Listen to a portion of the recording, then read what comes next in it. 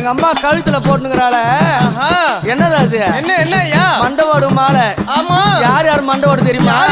பாவம் செய்தவன் அநியாயம் செய்தவன் அக்கிரமம் செய்தவன் ஒருத்தர் அழிக்கணும்னு நினைச்சவன் போராப்பனை புடிச்சவன் அவங்களெல்லாம் சிரமரத்து மாலை இட்டாளாம் அந்த மலையனூரா புங்கவனத்தா பொங்குடரச்சு அங்காளம்மா மையன காளி எங்க அம்மா மண்டவோடு கை பிடித்தாளா தன்னான தானே